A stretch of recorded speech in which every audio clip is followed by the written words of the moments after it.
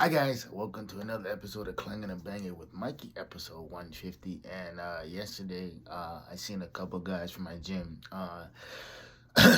They won overall in their prospective bodybuilding classes and everything. And as I gear up for the Arnold Amateur in Columbus, Ohio, in March. So yeah, I said March, and it's damn near Thanksgiving. And so I woke up this morning. It was literally 153 pounds. Um, and prep officially starts, like officially starts on Monday. Um, it's crazy because I made a video last night about this, and I was talking about people becoming IBB pros and everything too. I know a few. Actually, I know a handful because my whole entire gym, my whole entire bodybuilding community, we're all pros. Well, not all pros, but I knew them before they were even nationally qualified. That's how long I've known some of these people. And it's really interesting to watch them grow and watch them succeed in the shit that we love to do. But on the downside of it, a downside of bodybuilding is it's a really it's a really selfish sport. As I was talking about last night, and I put the video up on my feed, on my on my Iron Geek page. I was rambling on last night, but I said a lot of people will get their pro card and never do a pro show,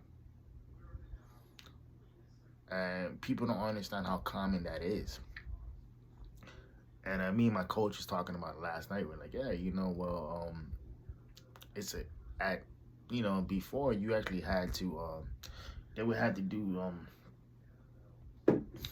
you had to do a couple of things before you even got to get your pro card. You had to win your overall, not just place in your class, but you had to win your overall. You had to win the overall to go to nationals, and then you had to win worlds, which was the best of the best. And then after that, you would become a pro.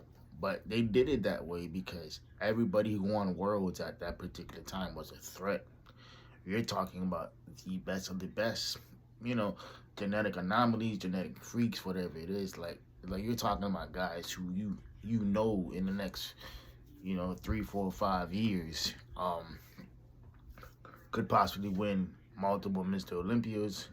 You know, multiple pro bodybuilding shows. You're talking about the best to ever do it, right? And nowadays it's different because nowadays I've been to shows where they were giving out pro cards as second place finishers at shows. And back when I first got involved in bodybuilding, like, well, I'll take that back. I didn't really get involved in bodybuilding to about 5, 6 years ago, but I always was around the sport, always.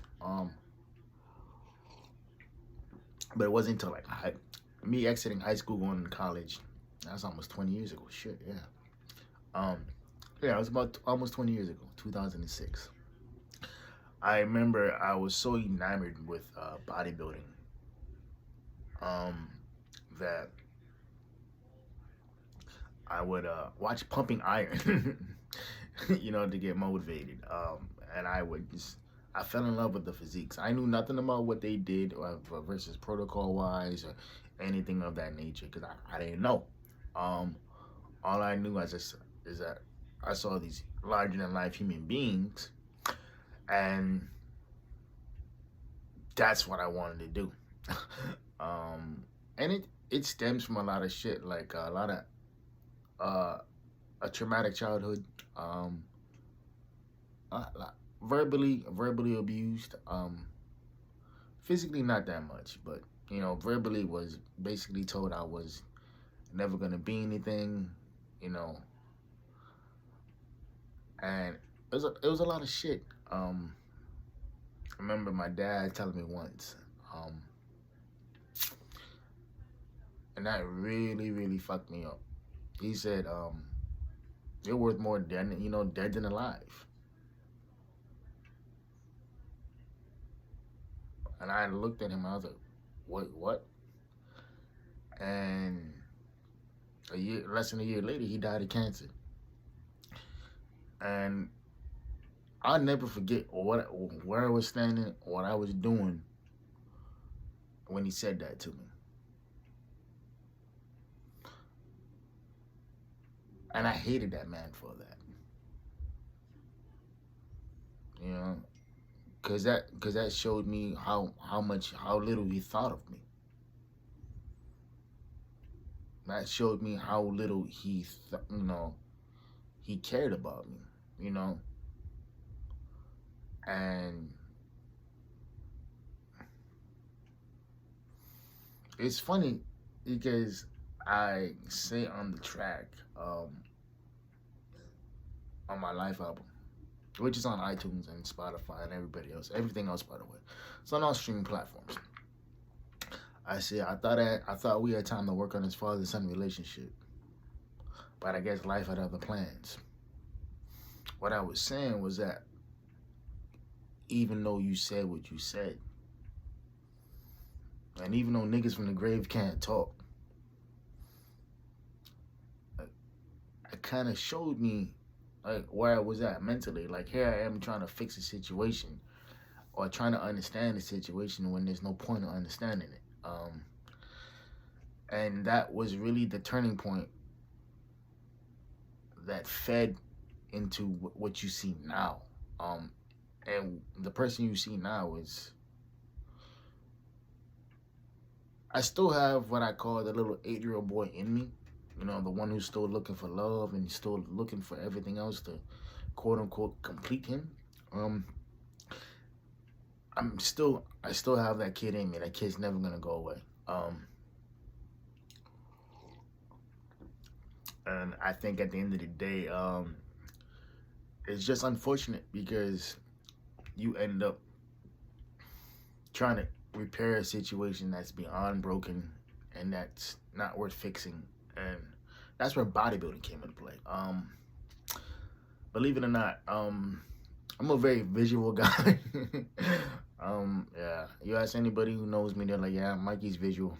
And the one thing about me is that if I can physically see my body changing, I can stick with it. Or if I can physically see something, um, whether it's with a girl or whether it's with bodybuilding or with music or whatever it is, if I can physically see myself doing something that's beneficial and it helps me. I remember my dad telling me once, he's like, all you do is take this weightlifting thing seriously, like, because that's the only thing that cared about me back. You know, like when I say that, it's like that was the only thing that helped save me from me. Um, and that was the only thing that helped guide me through my late teens, early adulthood, and especially after I lost my dad. Cause I remember people telling me like, yeah, well, your dad was this, your dad was that. I'm like, and I would look at them and like, you sure you talking about the same nigga? It was like, the nigga that you talking about, I never met this nigga. You know what I mean? So it was like, and it's crazy because people want to sit there and like, they wanted to say how good my dad was, this and this and that. I'm like, nah. The nigga I grew up with was a motherfucking monster. The nigga I grew up with was broken. I mean, it's like, and it's crazy because I'm coming to the realization that it's like, that's probably why I don't. That's probably why I don't do well in committed relationships. You know, because there's a lot of shit in me that I don't know how to I don't know how to get out in a healthy way. I'm not saying that I'm gonna cheat or I'm gonna step out on my girl or anything like that, because I'm not. But at the end of the day, it's like, yo, I'm a lot, and I know I'm a lot. But at the same time, it's like, if you rock with me and you show me that you ain't gonna go nowhere, like, bro, I'm here for life. But you do some fugazi shit, you do some shit out of pocket, like, nah, niggas can't fuck with that. And I think a lot of people will sit there and be like, oh, well, try to blame the past traumas on them not being better. And because I'll be the first one to tell you, bro, like, you listen to my tracks. Like, because when I said on Love and Tolerance, when I said Scorpio times Scorpio, it's like, yo, that's no excuse. I got to get better. I got to get out of my own way because I'm blocking my own blessings. And it's true. A lot of people will sit there and rehash the same shit. And it's pointless. It's like I ran into, I seen this one girl that I had, me and her had a thing. And I kind of wanted to go over there and just say, hey, I just apologize, whatever it is. Because she did deserve to get treated better than what I did to her, man. It's like, but at the same time, it's like, yo, if Shorty's not receptive to that, then just leave it alone. Because, I think when you, again, and you're dealing with somebody who is not emotionally available, but who pretends that they are, right? Or who pretends that they're this strong individual and they're really not. Because when you strip away somebody emotionally, not just, physically, that's a whole different ballgame. Physically, like, you get somebody naked, you get naked, whatever it is, right? It's not that difficult to do. Niggas get laid every day. People get laid every day. But at the end of the day, man, as I progress further and further along in life, not even with my music, man, just with just shit in general, because it's like I'm naturally a thinker, so I'm always going, and that's the problem. Like, my brain is always on, and it's like, I was up to 1:30, 2 o'clock this morning, just trying to figure out rhymes and shit. So I'm sitting there with in my notebook, like, yo, okay, let's try this, boom, boom, boom, boom. So my brain is always on, and that's a problem, because when you're dealing with somebody like me,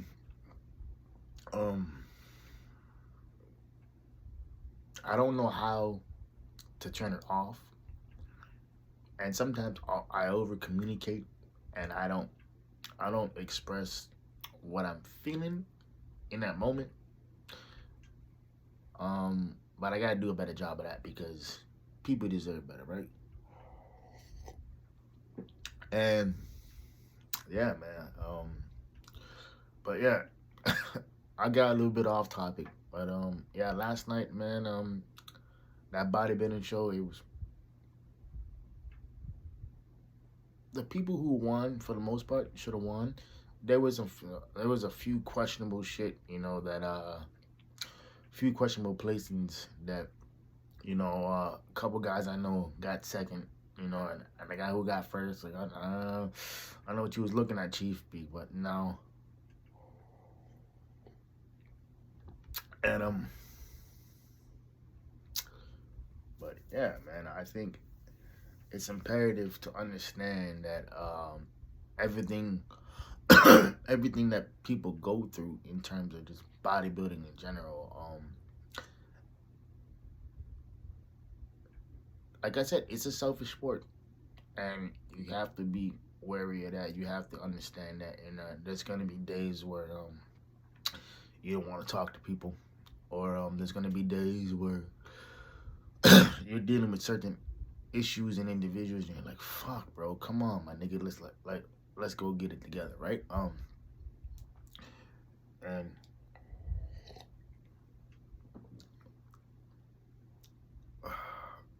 And bodybuilding itself, it's a beautiful, beautiful sport, but it's also extremely lonely. And so if you're able to find somebody who rocks with you like that, who understands with you, or who tries to understand you, but yeah, like I was saying, when you find that individual, you hold on to them, because people like that don't come twice. I think also too,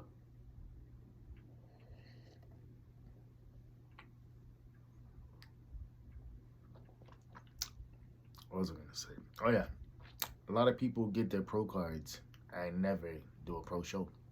What I mean by that is like people care more about what the pro card represents and actually being an actual competitive bodybuilder. Because let's be real, like unless you live this lifestyle 24/7, you're not gonna make it. You know, and there's always, and I don't care if you're a man, female, I mean whatever it is, right? Man, woman, man, whatever. Um, let's say you get your pro card at 35. Okay, you get your pro card, but every single show, there's people coming out who are 10 years younger than you, 15 years younger than you. I mean, it's like, and they wipe the floor with you simply because they're younger. And and there's nothing you can do about it. It's like, because you have people who look the same year after year, month after month, and it's like their physiques don't change, and they wonder why they're not doing this, or they wonder why they're not doing that. It's like, oh, it doesn't matter. It doesn't matter because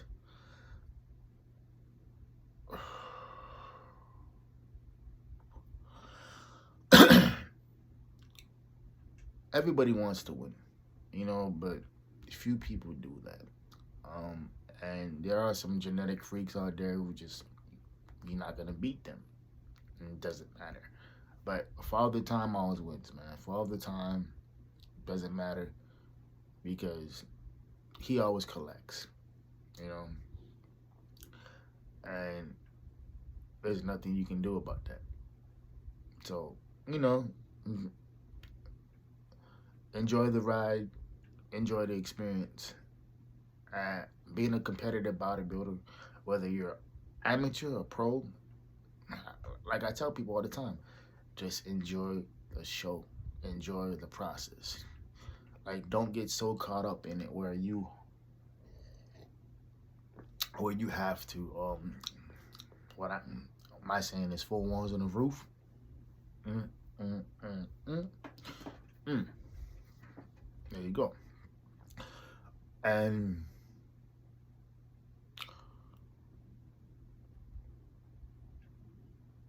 make it a happy place, because that's where we live 24/7. And believe it or not, I hate to be crass, but post nut clarity, it works. Because you realize that a lot of people, they ain't for you. And doesn't mean that they bad people. It doesn't. It just means that their space in your life is no longer there. And I'm talking to me, talking to you, talking to me. Say that 10 times. I'm talking to you, talking to me, talking. There you go, tongue tied. Anyway, yeah, man. A lot of people will sit there and not realize when that space is over. Or recently I had somebody who I reached out to, just to talk. And this person goes, okay, so what's your angle with you talking to me again? Like, angle? Like, there's no angle. And this person goes, okay, but why are you messaging me? Why are you messaging me now? And I responded with, okay, it's funny how you thought there was an angle, but I'll leave your goofy ass alone if that's what it is. Because that tells me right then and there where this person is at mentally. They still stuck in that same category. They haven't grown, they haven't matured. So I was like, there's no point in me talking to you. There's no point in me keeping this shit open, because it doesn't do anything. It doesn't, me keeping this relationship open or keeping the communication open doesn't do anything. So I'm gonna just leave you be, because you've already shown me that you're still in that same spot mentally. And as a competitive bodybuilder, if you can limit the distractions, great.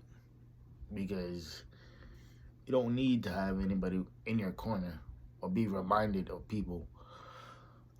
Because, like I said, a lot of people will take up space And a lot of people will drain you simply because they know that they can't. So, anyway, y'all, this is 20 minutes of your life that you won't get back. Hope y'all keeping the 4Ps. Private player, positive pushing. I will see y'all next week. Love y'all. Ghost. And oh yeah, one more thing. If you're gonna do a bodybuilding show, make sure that this is in tune with everything else, because this follows this. So if this up here ain't right, ain't shit up here, ain't nothing gonna work. All right, y'all. Peace.